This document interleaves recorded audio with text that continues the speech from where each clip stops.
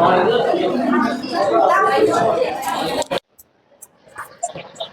जी, अब साइलेंट हो जाओ सभी। हम पढ़े थे कंजंक्शन, और कंजंक्शन में ये हमारी क्लास रहेगी आज की 5th क्लास, ठीक है, 5th क्लास रहेगी। अच्छा, हम पढ़े थे भाई इसमें सबऑर्डिनेट कंजंक्शन, कौन सा?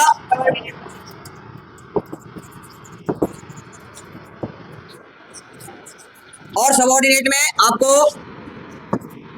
कौन सा पढ़ा दिया मैंने? हैं? अच्छा, वेन पे वेन चल रहा है हमारा।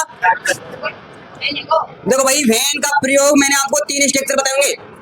वेन के प्रयोग के आपको 3 स्ट्रक्चर बताएंगे कि वेन और बिफोर दोनों एक ही होते हैं। और वेन के बाद अधिकतर क्या आता है?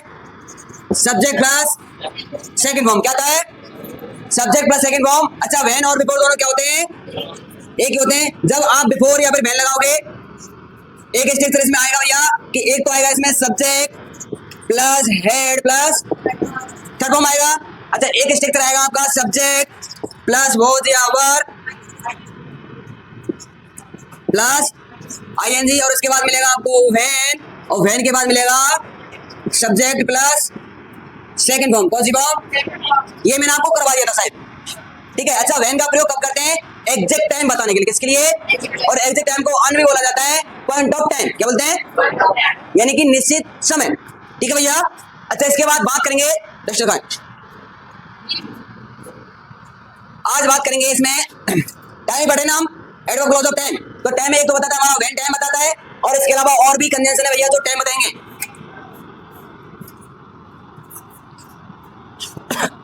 हाँ भाई, बात करेंगे व्हाइल की। व्हाइल माने होता है भैया जब। क्या होता है? व्हाइल क्या होता है भैया? इसका अर्थ जब है, और ये बताएगा पीरियड ऑफ टाइम। क्या बताएगा ये? ध्यान रखना कि व्हाइल का जब हमारा सेंटेंस आएगा तो व्हाइल में आपको हमेशा ये देखने को मिलेगा कि इधर भी आपको सब्जेक्ट प्लस वॉज या वर प्लस आईएनजी। क्या मिलेगा आपको? सब्जेक्ट प्लस वॉज या वर प्लस आईएनजी, और इसके बाद भी आपको क्या मिलेगा? सब्जेक्ट प्लस वॉज या वर प्लस आईएनजी। नहीं आई बात समझ में? पहले मैंने आपको इसका हिंदी में वर्जन लगाया था कि व्हाइल से तो कॉन्टिन्यूअस टेंस को जोड़कर लिखा जाता है। भैया कॉन्टिन्यूअस ही है ये, वॉज वर प्लस, इधर भी वॉज वर प्लस है। आगे बात समझ में? तो अब इस इतना लिख करके और यहां से लिखेंगे, लिखो भैया अनिस, अवधि बोलते हैं, अवधि, एग्जैक्ट। हाँ, अरे जब मैं वहां पर पहुंचा उसी समय कौन की मृत्यु हो गई? पेशेंट की। कौन की? डॉक्टर की मत करे। तो भैया वो एग्जैक्ट टाइम था कि जब मैं वहां पर पहुंचा उसी समय, ठीक है। अब भाई कहाँ है हमारा वो? हाँ जी सर, हाँ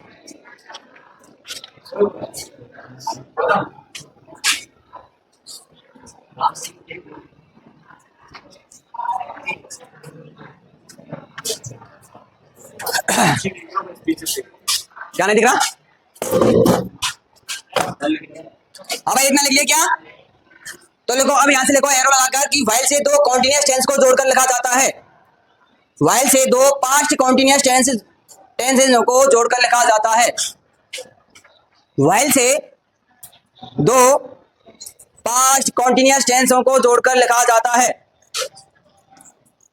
अरे आगे भी पास्ट कॉन्टिन्यूअस आएगा और पीछे भी पास्ट कॉन्टिन्यूअस आएगा। टेंसेस है क्या, वो प्लूरल बना देना।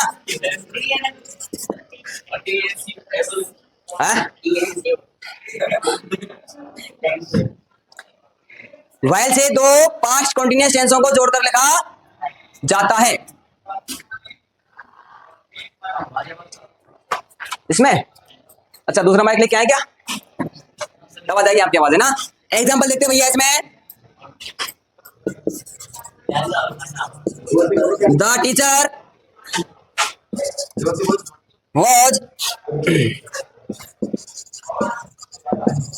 teaching the subordinate conjunction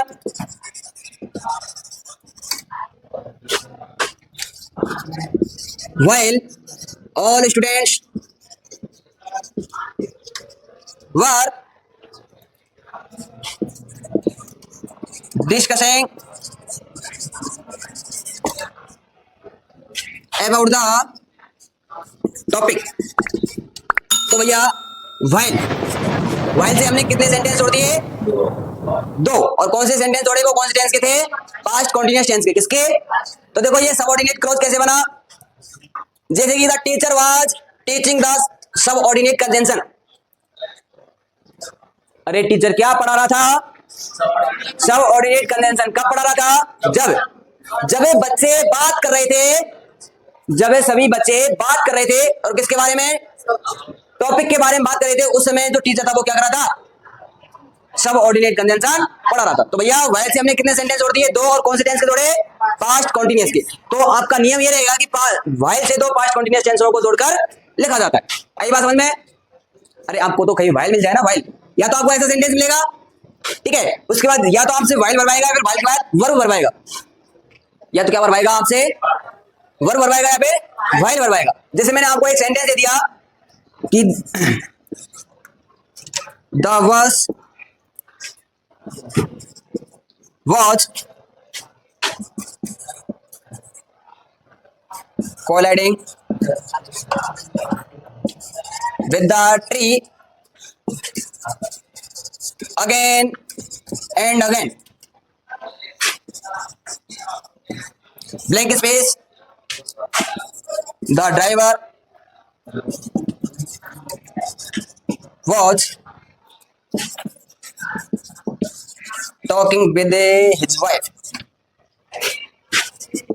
और मैंने आपको ऑप्शन दे दिया वेल लगाओ या फिर व्हाइल लगाओ। तो भैया कहा जाएगा? व्हाइल। क्या जाएगा? क्योंकि व्हाइल के बाद ही ऐसी कंडीशन बनती है, व्हाइल के साथ ही ऐसी कंडीशन बनती है कि आगे भी पास्ट कॉन्टिन्यूअस आएगा और पीछे भी पास्ट कॉन्टिन्यूअस आएगा। कि the bus was colliding with the tree, की बस टकरा रही थी, और किससे टकरा रही थी? पेड़ों से। अगेन एंड अगेन, बार बार टकरा रही थी। अच्छा कब टकरा रही थी? व्हाइल माने जब, व्हाइल माने कि जब टकरा रही थी। The driver was talking with his wife, जब ड्राइवर क्या कर रहा था? बात कर रहा था उससे, उसकी पत्नी से बात कर रहा था, तब जो बस थी ना वो बार बार पेड़ों से टकरा रही थी। ठीक है भैया? तो यहां पर क्या जाएगा? व्हाइल। क्या जाएगा? उतारो।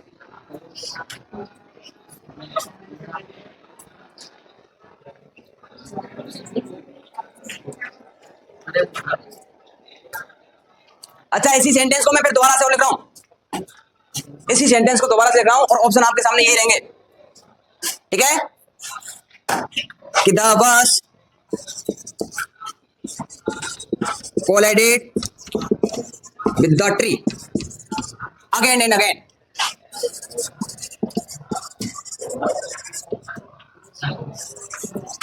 तो बताओ भैया अब क्या आएगा? क्या आएगा? वेन आएगा। क्या आएगा? आगे बात समझ में? सिर्फ क्या चेंज किया मैंने? टेंस चेंज किया, और टेंस चेंज होने के बाद क्या लगा दी मैंने? आई बात समझ कुछ में? हाँ भाई भावना, अंडरस्टैंड? सपना नहीं आई? इधर देखो, मैंने कहा था कि वैन और व्हाइल, हम वैन और व्हाइल तो पढ़ रहे ना, तो वैन के शायद 3 कंडीशन लगाई थी मैंने कि वैन के साथ एक तो आएगा सब्जेक्ट प्लस सेकंड फॉर्म और एक आएगा हेड प्लस थर्ड फॉर्म। तो एक तो स्ट्रक्चर ये रहा हमारा वैन के साथ कि head plus third form plus second form, और बीच में क्या जाएगा? वैन। एक मैंने स्ट्रक्चर लगाया था आपको कि वैन के बाद क्या आएगा? Second form. क्या आएगा? और उससे पहले पास्ट है कॉन्टिन्यूअस, यानी कि वाज वर प्लस आईएनजी वाली फॉर्म। तो जो मैंने यहाँ पर सेंटेंस लिखा है कि the was collided with the tree, अच्छा ये कौन सी फॉर्म है? Second form. कौन सी है? थर्ड फॉर्म तो एज के साथ आती है, हेड के साथ आती। ठीक है? अच्छा यहाँ पर मैंने किससे जोड़ दिया? ये वैन से जोड़ दिया। तो वैन के बाद क्या रहा है हमारा? The driver was talking with his wife. ठीक है? अरे यही बात समझ में? वैन के बाद क्या गया? पास्ट कॉन्टिन्यूअस, और वैन से पहले पास्ट इंडेफिनिट। नहीं आई मुझे पता है, रुको बता लेना एग्जांपल। वैन और व्हाइल में थोड़ा सा वो करके बताता हूं तुमको।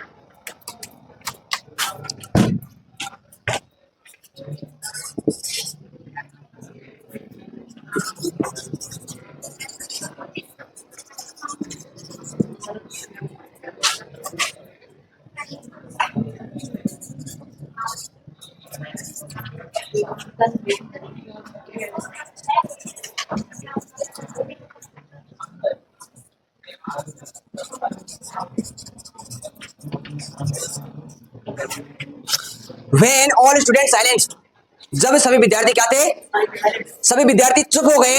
अच्छा कब हो गए, व्हेन माने जब, the fans were not working, जब पंखा नहीं चल, गर्मी के मारे खाएंगे। अच्छा इसी सेंटेंस को मैं दूसरे तरीके से लिख रहा हूं, द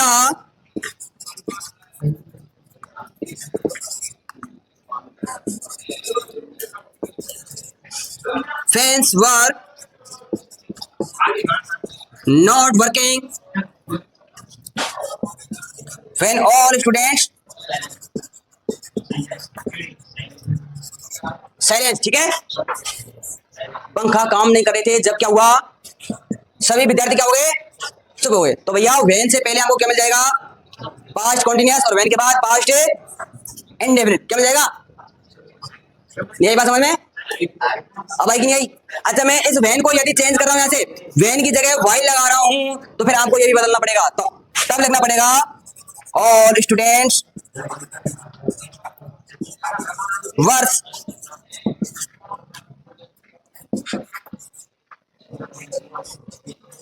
साइलेंस। अब तुम ये मत करके ना कि भाई साइलेंस के साथ आईएनजी क्यों नहीं लगाई, क्योंकि साइलेंस एक स्टेटिव वर्ब है, इसके साथ आईएनजी नहीं लगाते।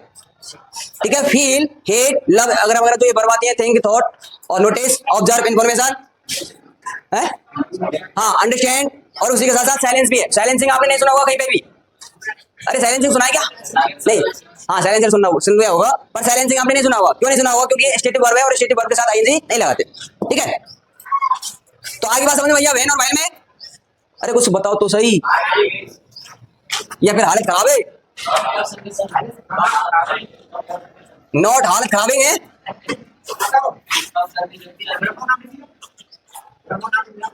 अच्छा ब्रह्मा का, अच्छा आपने सुना होगा साइलेंट और साइलेंस, इन दोनों में अंतर क्या है जानते हो क्या,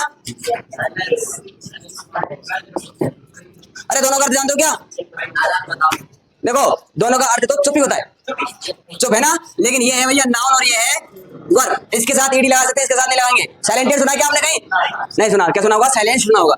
ठीक है, तो ये नाउन है और ये वर्ब है, नाउन के साथ कभी ईडी नहीं लगाया जाता। अब भैया अब डालेंगे व्हेनेवर। व्हेनेवर मान होता है जब जब,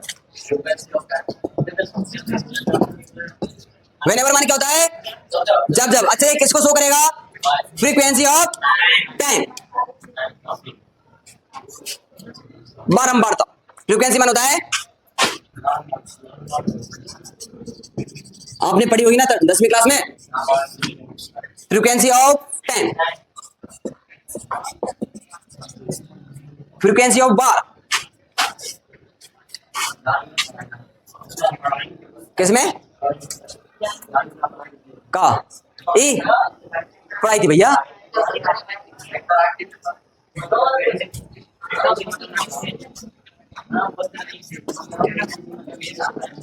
हमें लिखो इसमें कि जब कार्य की,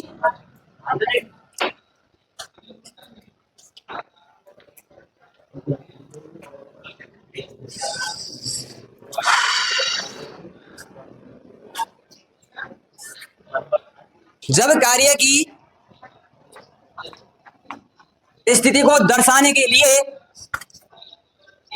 जब कार्य की यानी एक्शन की कंडीशन को बताने के लिए, जब कार्य की स्थिति को बताने के लिए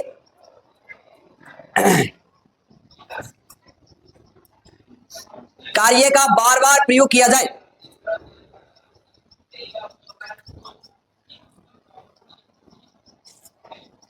जब कार्य की स्थिति बताने के लिए कार्य का बार बार प्रयोग किया जाए, तो उस स्थिति में समय की बारंबारता होती है,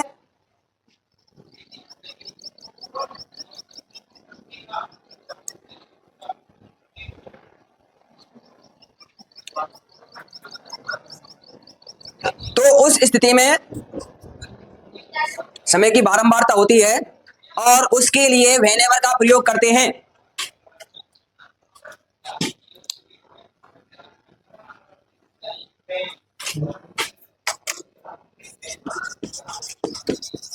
जैसे कि whenever I will go there, जब जब मैं वहां पर जाऊंगा, वेन एवर माने जब जब, आई विल गो दियर यानी वहां पर जाऊंगा, तो जब जब मैं वहां पर जाऊंगा, the all people, the candidate, the all student, the all students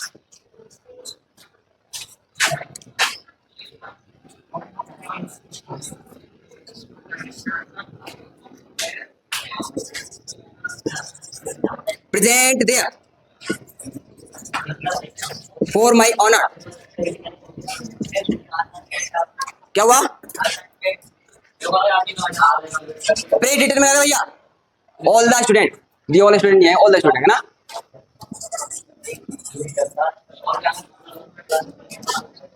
कि व्हेनेवर आई विल गो दिया, कि जब जब मैं वहां पर जाऊंगा, ऑल द स्टूडेंट्स यानी सभी विद्यार्थी, प्रेजेंट देयर वहां पर उपस्थित होंगे, और किसके लिए? फॉर माय ऑनर यानी मेरे सम्मान के लिए। तो जब हमारी कार्य की स्थिति बार बार हो रही है तो उस स्थिति में हम किसका प्रयोग कर देंगे? व्हेनेवर का, जब जब जाऊंगा। एक बार तो जा नहीं रहा, वो जब जब जा रहा है। हाँ, तो इसमें क्या हो रहा है भाई? उसकी बारंबारता हो रही है। और किसमें? कि जब जब वो वहां पर जाएगा तो वहां पर जो विद्यार्थी है ना वो क्या हो जाएंगे? प्रेजेंट हो जाएंगे, उपस्थित हो जाएंगे, और किसके लिए? सम्मान के लिए। यहाँ पे लगेगा, कौन लगा तो रखा ये है? क्या कह रहा है? अरे तुम ये मत सोचना कि जो कंजंक्शन होते हैं वो बीच में ही है हमेशा। अरे भैया कंजंक्शन हमेशा बीच में नहीं आते, ये क्लॉज होता है। सबऑर्डिनेट कंजंक्शन का क्या होता है? ये क्लॉज। और ये क्लॉज सब्जेक्ट का भी काम कर सकता है, ऑब्जेक्ट का भी काम कर सकता है, एडजेक्टिव का काम कर सकता है। मैंने आपको बता रखे। अरे किस किस का काम कर सकता है क्लॉज? सब्जेक्ट का, ऑब्जेक्ट का, एडजेक्टिव का और एडवर्ब का। ठीक है भैया। Noun clause as a subject भी पढ़ाया होगा मैंने आपको, noun clause as a object भी पढ़ाया है, और noun clause as a adjective भी पढ़ाया, और noun clause as a adverb भी पढ़ाया। तो ये क्लॉज होते हैं, और क्लॉज सब्जेक्ट के रूप में भी आ सकते हैं, ऑब्जेक्ट के रूप में आ सकते हैं, एडवर्ब के रूप में भी आ सकते हैं, और एडजेक्टिव के रूप में आ सकते हैं। Whenever I will teach you conjunction,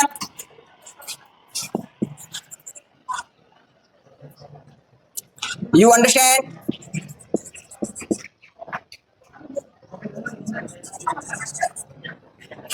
It very easily. अरे भैया जब जब मैं आपको कन्वेंशन पढ़ाऊंगा तो मैं से आसानी से समझाओगे।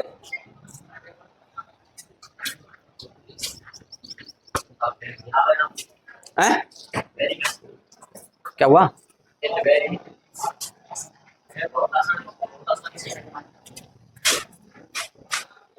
क्यों नहीं आएगा? वेरी क्यों नहीं आएगा? किसमें? कौन सी में? देख, ये जो एडवर्ब है ना ये प्रेडिकेटिवली यूज है इसका, और ये वेरी है ना ये इसको बोलते हैं सब्जेक्ट नहीं, ये तो प्रेडिकेटिवली है, और इसको मैं ध्यान बोल रहा हूँ, यानी आगे यूज होने वाला एडवर्ब और पीछे यूज होने वाला एडवर्ब। एडवर्ब के पीछे एडवर्ब आ सकता है।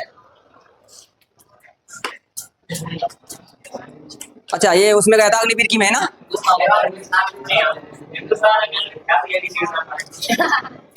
कोई बात नहीं।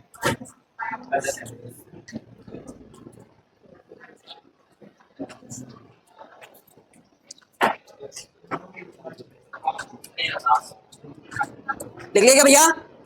कि whenever I will teach you conjunction, कि जब जब मैं आपको कंजंक्शन पढ़ाऊंगा, you understand it very easily, तुम इसे आसानी से समझ जाओगे। ठीक है, बिठा दूं इसको।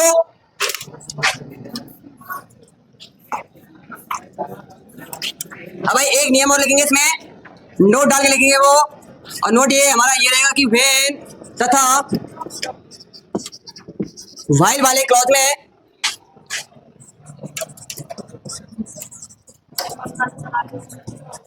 व्हेन और व्हाइल वाले क्लॉज में फ्यूचर टेंस, अच्छा फ्यूचर टेंस यानी कि विल और शैल का प्रयोग करते हैं कि नहीं करते? नहीं करते।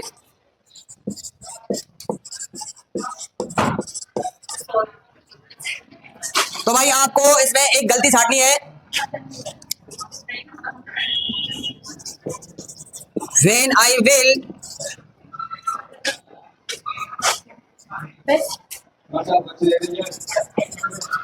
watch the movie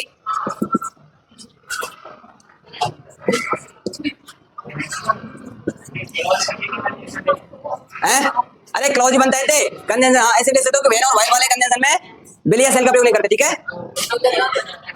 I was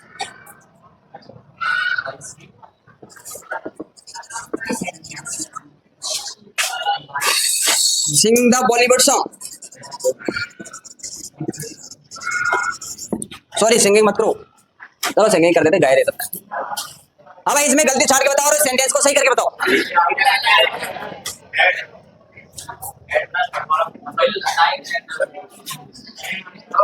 add plus third form कौन सा लगा रहा है? एक सेंटेंस मैंने तुझे ऑलरेडी दिया हुआ है। अब भाई इस सेंटेंस को सही करो और सही करने के बाद मुझे बताओ क्या आएगा।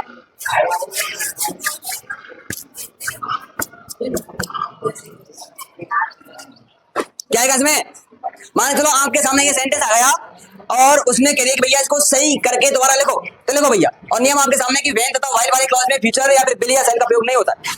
और मैंने आपको व्हेन का भी प्रयोग पढ़ाया अभी जस्ट, और व्हाइल का भी प्रयोग पढ़ाया अभी जस्ट। हैं? When I watch, when I, अच्छा लड़के बताओ। देखो भाई व्हेन या फिर व्हाइल वाले क्लॉज में किसका प्रयोग नहीं करेंगे? शैल विल का प्रयोग नहीं करेंगे। अच्छा इसमें दे रखा था फर्स्ट फॉर्म, तो अब हमको इसको करेक्ट करके लिखना पड़ेगा when I watch the movie I was singing the Bollywood song. अच्छा मैंने इसमें वॉच क्यों लगाया आपको पता चला क्या? क्योंकि ऑलरेडी इसमें एक सेंटेंस दे रखा था पास्ट कंटीन्यूअस, और पास्ट कंटीन्यूअस दे रखा था उसमें क्या लगाना था फिर पास्ट इंडेफिनिट। मैंने बताया था ना आपको व्हेन का स्ट्रक्चर की एक बगल तो आएगा पास्ट कंटीन्यूअस, तो दूसरी बगल आएगा हमारा पास्ट इंडेफिनिट, ठीक है भैया। आई बात समझ में कुछ? ठीक है।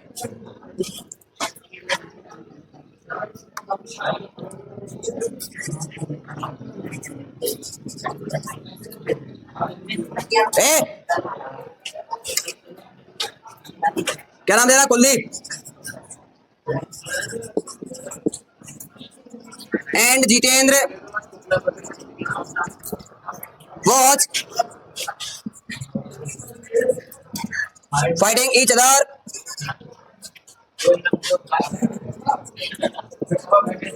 while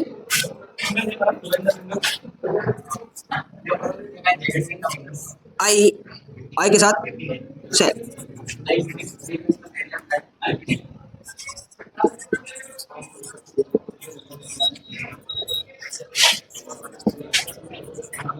अब भाई सेंटेंस को सही करो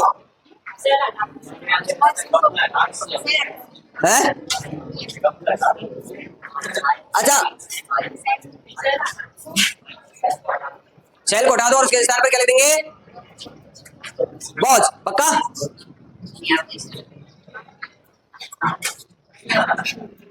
अरे सही से बताओ क्या हटाना मुझे इसमें से? देखो भैया सेल बी को क्या कर देंगे?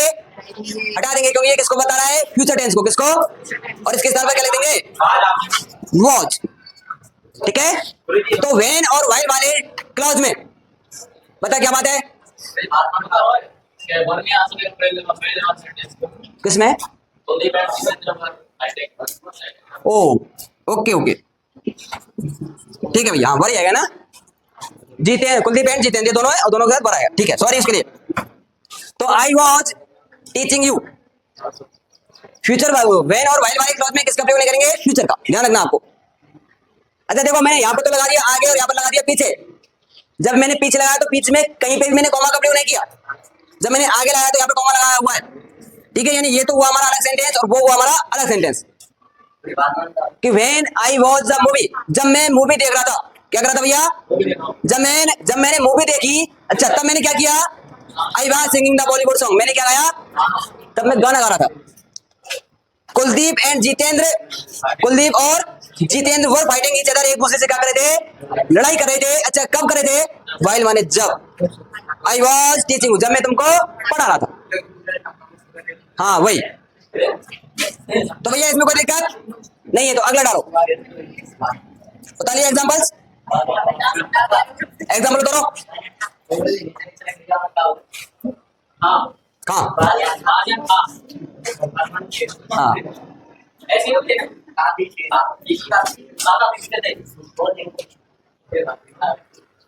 अरे एग्जांपल्स बता लो।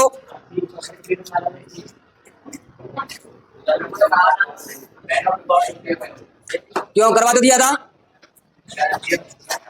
कल ही करवा दिया था वो तो। हाँ, अब डालो।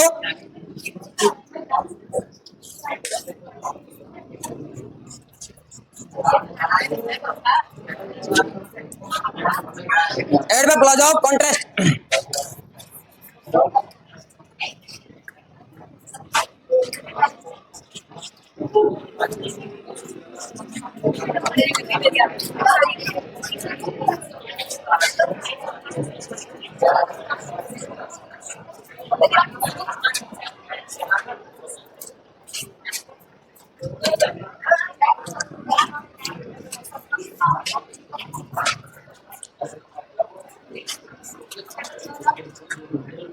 भैया ए सुनो, डालो topic adverb clause of contrast.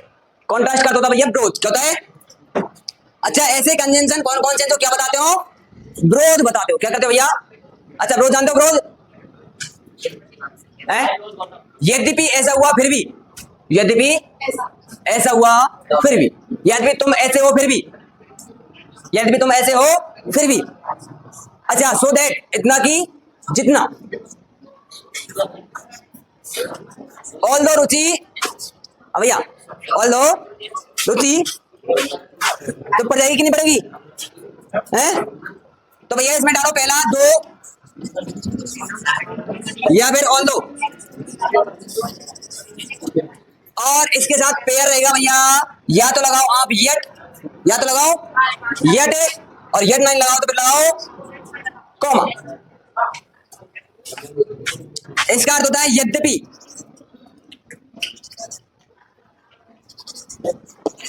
और इसका अर्थ होता है फिर भी। यानी कि कोई व्यक्ति है, ठीक है, या फिर कोई वस्तु है, उसकी हमको दो डिसिमिलर क्वालिटीज बतानी है। क्या बतानी भैया? दो डिसिमिलर क्वालिटीज बतानी है, तो हम किसका प्रयोग कर देंगे? ऑल्दो येट का प्रयोग कर देंगे। किसका? जैसे मान के चलो मुझे इस रुचि के बारे में दो विशेषताएं बतानी है। क्या बतानी है? दो विशेषता बतानी है। तो जब हम दो विशेषता बतानी है और उनमें हमको विरोध बताना है, तो फिर हम किसका प्रयोग कर देंगे? ऑल्दो येट का प्रयोग कर देंगे। किसका? तो भैया इसमें लिखो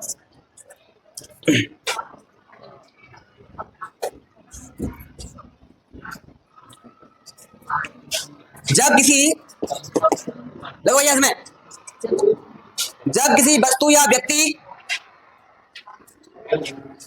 जब किसी वस्तु या व्यक्ति, ध्यान रखना हमेशा अलग ही मिलेगा कुछ, तो इन्हें पेंसिल लेके बैठो। हाँ, जब किसी व्यक्ति या वस्तु के गुणों में, जब किसी व्यक्ति या वस्तु के गुणों में विरोध बताना हो तो ऑल्दो येट का प्रयोग करते हैं। ऑल्दो येट का प्रयोग करते हैं। बताना हो तो ऑल्दो ALTHOUGS, ऑल्दो येट का प्रयोग करते हैं। ऑल्दो के साथ क्या आएगा भैया? येट। यानी एक सेंटेंस में मिलेगा आपको ऑल्दो और दूसरे सेंटेंस में मिलेगा येट। ऑल्दो येट का प्रयोग करते हैं, नोट डाल के लिखेंगे। ऑल्दो के साथ,